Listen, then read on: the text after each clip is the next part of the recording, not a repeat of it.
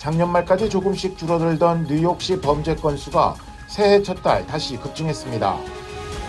제38대 뉴욕 한인회장 선거가 약 한 달 앞으로 다가오면서 등록원서 서류를 받아가는 후보들이 늘어나 치열한 경쟁이 예고되고 있습니다. 고유가 영향으로 친환경 차량에 대한 수요가 급증하고 있지만 배터리 교체 비용 부담으로 소비자들이 중고차 구매는 꺼리는 것으로 나타났습니다.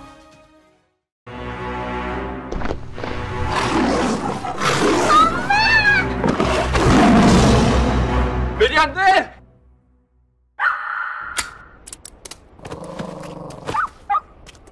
패티켓 지키셔야죠. 우리 개는 순한데. 주인에겐 순해도 타인에겐 사나울 수 있습니다.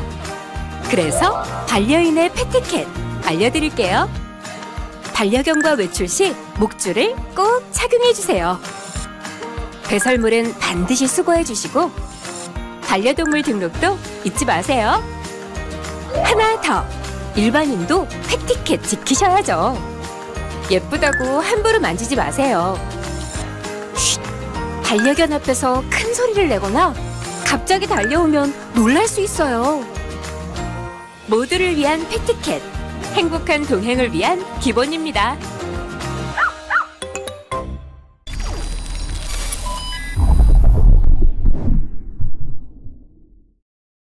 작년 말까지 조금씩 줄어들던 뉴욕시 범죄 건수가 새해 첫 달 다시 급증했습니다.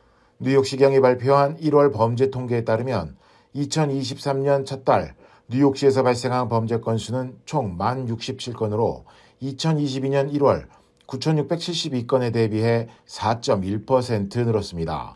지난해 11월과 12월 뉴욕시 범죄 건수는 전년 동월 대비 각각 1.2%, 11.6% 감소하며 두 달 연속 마이너스를 기록했는데 다시 증가세로 돌아선 것입니다. 7가지 주요 범죄 항목 중 살인과 강간, 중절도 건수는 전년 동월 대비 소폭 줄었지만 나머지 주요 범죄가 많이 늘어난 영향이 컸습니다. 1월 한 달간 강도는 1,332건 발생해 전년 동월 대비 5.3% 늘었고 폭행 2,056건으로 전년 동월 대비 14.9%나 급증했습니다. 코로나19가 본격적으로 미국에서 확산하기 전과 비교하면 상황은 더욱 심각합니다. 2020년 1월 대비 지난달 주요 범죄 건수는 20% 이상 급증한 것으로 파악됐기 때문입니다.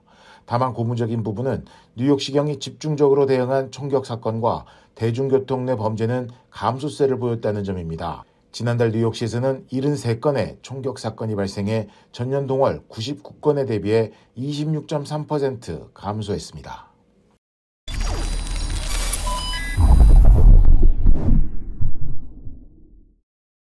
제38대 뉴욕 한인회장 선거가 약 한 달 앞으로 다가오면서 등록원서 서류를 받아가는 후보들이 늘어나 치열한 경쟁이 예고되고 있습니다. 제38대 뉴욕 한인회장 선거 후보자 등록 서류 배부 이틀째인 지난 3일 조동현 뉴욕 한인 수산인협 회장이 테렌스 박 아시안 아메리칸 유권자 연맹 회장을 대리해 후보자 등록 서류를 수령했습니다.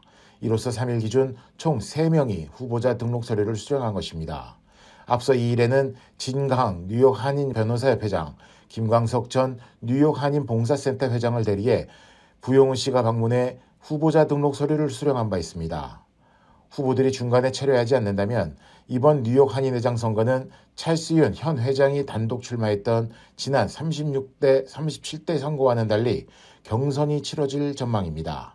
특히 이번 뉴욕 한인회장 선거는 찰스윤 회장 때부터 이어졌던 뉴욕 한인회 세대 교체 작업이 계속될 수 있을 것인지가 귀추가 주목되고 있습니다.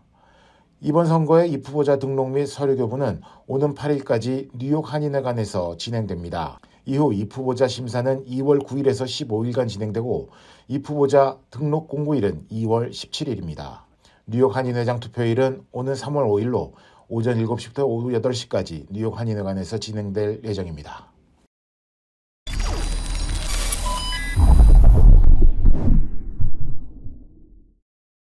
고유가 영향으로 친환경 차량에 대한 수요가 급증하고 있지만 고가의 배터리 교체 비용 부담으로 소비자들이 중고차 구매는 꺼리는 것으로 나타났습니다. 특히 충전 시간 단축, 주행거리 연장 등으로 전기차들이 주목받고 있지만 차량 가격의 절반에 육박하는 배터리 교체 비용이 장기간 보유에 걸림돌이 되고 있습니다.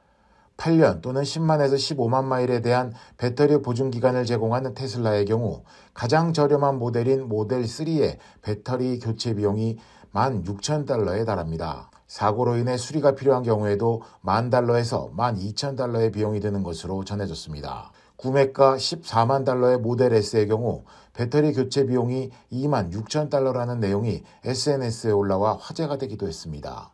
또한 복스웨건 E 골프는 최소 23,000달러가 소요되며 BMW i3는 16,000달러, 포드 포커스 EV는 14,000달러, 닛산 리프는 최대 9,500달러에 달했습니다. 전문가에 따르면 일반적으로 업체들이 배터리 보증 기간으로 8년에서 10년, 10만에서 15만 마일을 제공하고 있지만 운전자의 주행거리, 충전 빈도, 운전 습관 등에 따라 배터리 상태가 결정되기 때문에 중고차 구매 시에는 반드시 배터리를 확인해야 한다고 전했습니다.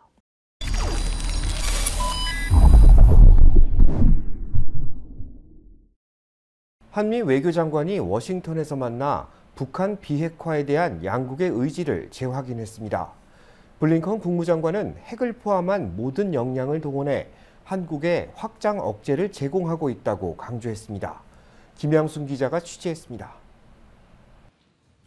윤석열 정부 출범 이후 워싱턴에서 두 번째로 열린 한미 외교장관 회담에서 미국은 모든 역량을 동원해 한국을 방어한다는 약속은 분명하다고 거듭 강조했습니다.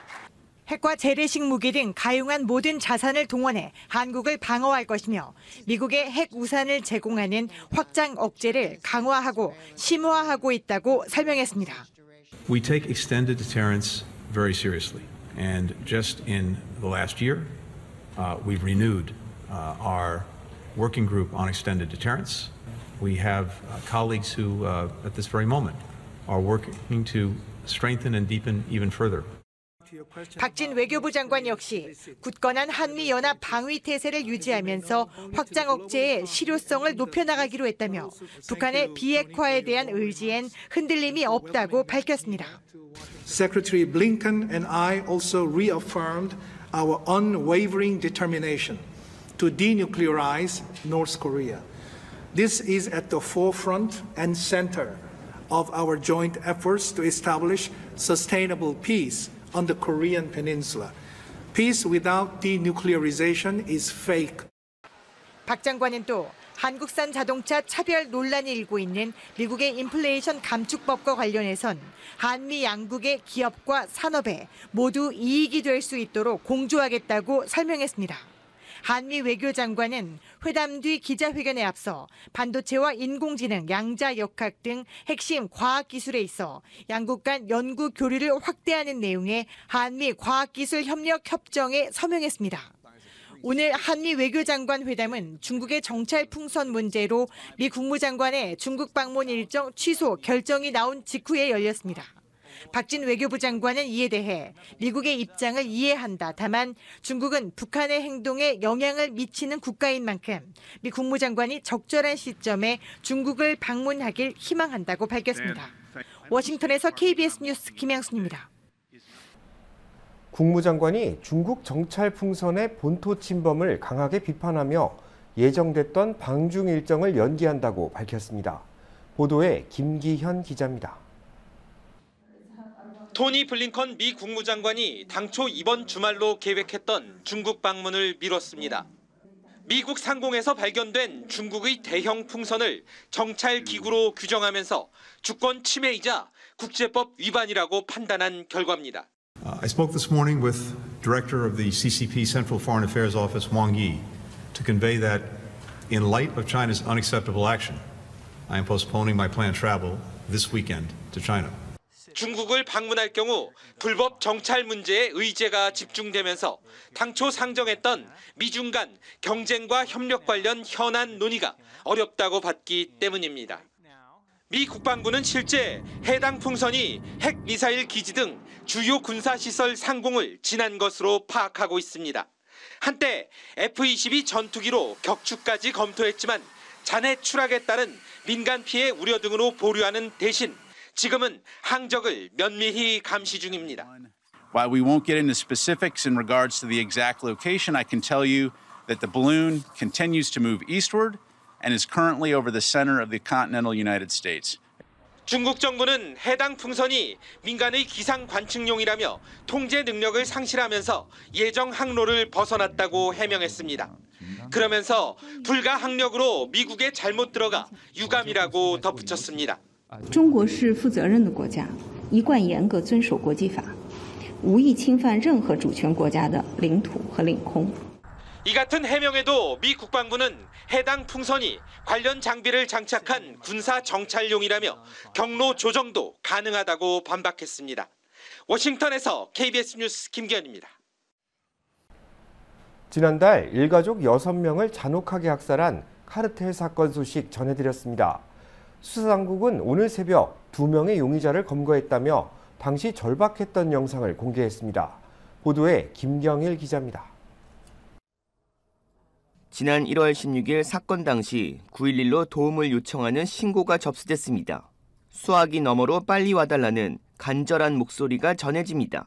What's going on? They shot my boyfriend. They keep shooting at me. I don't know if they're still here downstairs, so they're still shooting outside. Please, hurry, please. I don't know where they are now. Oh, they're still shooting. They're still shooting? Yes, hurry, please.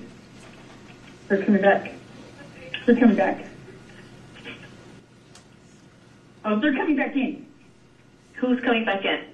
The guys. Please hurry, come on. 10대 엄마는 생후 10개월 된 아이를 구하기 위해 주차장 쪽으로 달려가 다른 집 담으로 아기를 떨어뜨리고 여성도 담을 넘어 도망쳤지만 총격범이 이를 보고 따라갑니다. 10대 엄마와 생후 10개월 된 아기는 머리에 총을 맞고 숨졌습니다. Young lady, young mother, jumped over the fence in an effort to save her life and her baby's life. Alyssa and Nicholas were both found dead on the street. Both shot in the back of the head.